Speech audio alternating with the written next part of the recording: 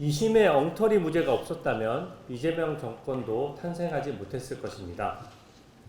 이제 이재명 대통령 재판이 멈췄다가 언제 재개될지 모르니까 공소 취소를 얘기하고 대법원을 흔들고 이제 급기야는 법을 바꿔서 공직선거법에서 행위를 빼겠다라고 합니다. 이게 왜 이재명 대통령 개인을 위한 것이냐면요. 일반 국민은 지금 지난 대선 때 이재명 대통령 호텔 노쇼 경제론 했던 거 다 기억하실 겁니다. 호텔 노쇼 경제론을 그냥 평범한 국민이 일반 카톡방에 공유했다라고 해서 지금 이 순간에도 경찰에서 마구 소환 조사를 하고 있습니다. 권력자는 실제 대선에 출마해서 허위사실을 유포해도 멀쩡하게 재판 안 받고 일반 국민은 대선 후보에 대해서 비판도 못합니까? 저는 이 모습이 독재국가와 맥을 같이 한다고 생각하고요. 그뿐만이 아닙니다. 배임죄는 어떻습니까? 배임죄 부분 지금 없애겠다라고 하죠. 이재명 대통령이 배임죄로 기소된 총 액수가 4,800억이 넘습니다. 아마 당군 이래 최고 금액일 겁니다. 그런데 우리 이진석 방통위원장 아무 잘못도 없는데 10년 전 법인카드 내역까지 뒤져서 억지로 뒤집어 씌워서 배임죄로 검찰에 송치한 후에 그걸 이유로 나가라고 했습니다. 그러면은 그런 논리대로라면 이재명 대통령 업무상 배임은 어떻게 되는 겁니까? 경기도 법과 사건은 어떻게 되는 거죠? 그러니까 이것이 모든 것은 법이 모든 사람에게 만민에게 평등해야 되는데 기본적으로 선택적으로 적용하니까 이런 문제가 생기는 것이고 법을 선택적으로 적용하는 국가를 우리는 독재 국가라고 얘기하는 것입니다. 이제는 제가 맡은 분야인 공직선거법 위반 2심 무죄가 왜 엉터리인지 좀 말씀드리고자 합니다. 첫 번째는 개요인데요. PPT 있으면 좀 띄워주시죠. 아니면 제가 좀 구두로 설명드릴게요. 이재명 공직선거법 재판은 세 가지 혐의로 구성되어 있습니다. 아시다시피 대장동 비리와 관련해서 고 김문기 씨를 몰랐다. 또 김문기 씨와 골프를 치지 않았다. 백현동 옹벽 아파트 인허가는 국토부 고발 협박으로 인한 것이다. 내가 한 게 아니다. 내용이 복잡하지 않습니다. 결국 대장동 비리, 백현동 비리 나와 상관없다라고 이재명 대통령이 얘기한 것입니다. 대장동은 성남도시개발공사의 유동규가 알아서 한 것이고 나는 아무 잘못 없고 백현동은 국토부가 협박해서 어쩔 수 없이 한 거니까 내가 잘못 없다. 이렇게 얘기한 거예요. 그 당시 대선에서 대장동 비리와 백현동 비리는 가장 중요한 이슈였습니다. 그것으로 당락이 좌지우지 될 수 있는 영역이었습니다. 대선에 미친 영향력도 엄청납니다. 역대 대선에서 가장 단일 이슈로서 가장 컸던 대장동 비리, 백현동 비리에 대해서 나와 상관없다라고 한 거지 않습니까? 하지만 1심과 대법원에서 유죄 판결난 사실관계를 보면 실제로 고 김문기 씨와 골프까지 치면서 친분관계가 있었던 것이 명확히 드러났고 백현동 옹벽 아파트는 이재명 성남시장이 스스로 결론 내렸다는 것이 명확하게 결론이 났습니다. 그럼에도 불구하고 나는 이거 안 했어 라고 국민 앞에 거짓말한 것입니다. 그 당시 댓글만 보더라도 국민들이 많이 속았습니다. 대선 후보쯤 되는 사람이 이걸 부인하니까 이거는 대선 후보 말이 맞겠지. 대장동이나 백현동 비리에 대해서 이재명 후보는 연관이 없나 보다 라고 해서 속은 국민들이 있는 것입니다. 그래서 대선에 미치는 영향력이 컸고 공직선거법에서 허위사실 유포했을 때 대부분 벌금 200만 원, 300만 원 나옵니다. 1심에서 왜 징역 1년에 집행유예 2년이 나왔습니까? 대선 후보가 스스로 자기 입으로 가장 큰 팩트에 대해서 가장 명확하게 거짓말을 한 사안이기 때문에 이것이 대선에 미친 영향력이 매우 컸다라고 보고 우리 선거제도를 망친다고 본 것입니다. 그래서 1심 재판부에서 징역 1년에 집행유예 2년이 나왔던 것이죠. 아마 시간이 있어서 대법원에서 유죄 취지로 파기환송이 됐다면 그 2심 판단도 거의 판단이 다르지 않았을 것입니다. 역대급 공직선거법 위반 사건이기 때문에 역대급으로 강한 형이 선고됐을 것입니다. 다음입니다. 재판 경과는 간단히 말씀드리면 634 원칙 다 아실 겁니다. 재판이 1년 만에 끝났어야 되는데 이재명 당시 피고인이 2년 2개월이나 끌었습니다. 정말 떳떳하고 법리적으로 명확하다면 왜 재판을 질질 끌었습니까? 바로 무죄 받으면 될 거 아닙니까? 근데 2년 2개월이나 재판을 질질 끌고 2심에 와서야 겨우겨우 서두르기 시작해서 2심에서도 4개월이 걸렸고요. 대법원에서 1개월 걸렸습니다. 합쳐서 2년 7개월이 걸린 거예요. 법률상 1년에 맞춰야 되는 사건을 2년 7개월이나 끌어서 대법원에서 결론이 나다 보니까 마지막에 끝까지 매듭이 지어지지 않은 겁니다. 근데 민주당은 뭐라고요? 이걸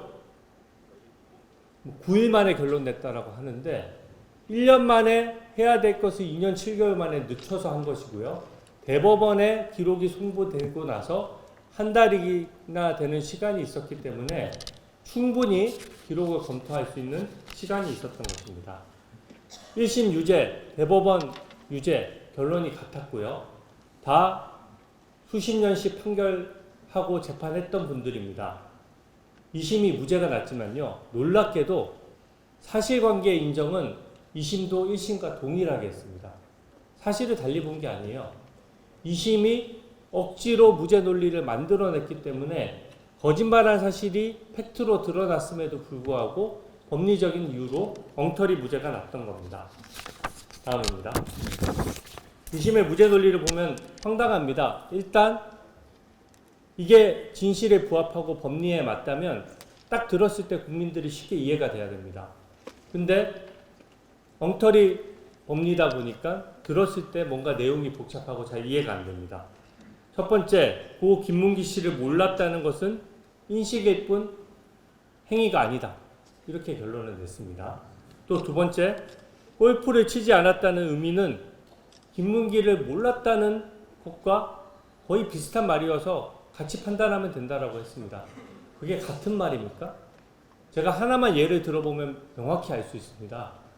어떤 사람이 뇌물을 받은 의혹을 받는다고 칩시다. 어떤 선거에서 선거 후보자가 뇌물을 받았는데 그 당시에 몇 월 며칠에 어디선가 만나서 식사를 하고 거기서 뭔가 받았다는 것을 문제 제기가 됐을 때 그 사람은 모른다고 하거나 그 사람은 만난 적이 없다라고 하면 그게 당연히 허위사실에 해당하지 않겠습니까? 그런 이제는 대선에 나오든 총선에 나오든 지방선거에 나오든 어떤 후보든지 간에 자기 의혹이 제기됐을 때 모른다고 하면 그뿐입니다. 나는 몰랐기 때문에 인식일 뿐이다라고 얘기하면 면죄부를 받게 되는 거거든요. 그렇기 때문에 이 판결은 그 자체로 선거판을 완전히 엉망으로 만드는 잘못된 판결이라는 말씀을 드립니다. 두 번째가 더 황당한데요. 백현동 부지는 국토부가 협박해서 고발하겠다라고 해서 어쩔 수 없이 용도 변경했다라는 취지로 사실관계가 인정이 됐는데 이것을 단순히 의견 표명에 불과하다고 봤습니다. 이렇게 구체적인 사실관계, 국토부의 어떤 공무원이 나서서 성남시 어떤 공무원에게 전화해서 협박하고 고발하겠다고 말하고 이랬던 사실관계가 있는데 이게 어떻게 의견 표명에 불과합니까? 이건 역시 의견 표명에 불과하다고 보는 순간 거짓말을 잘하는 사람일수록 선거판에 유리해지는 불합리가 생기는 것입니다. 따라서 2심 판결은 1심과 다른 튀는 판결이고요. 사실 인정은 동일하게 하면서도 법리를 이상하게 깨맞춘 것입니다. 대법원 유죄 판결의 의미를 이제 설명드리고 마치려고 합니다. 대법원은 아시다시피 하급심을 기속합니다.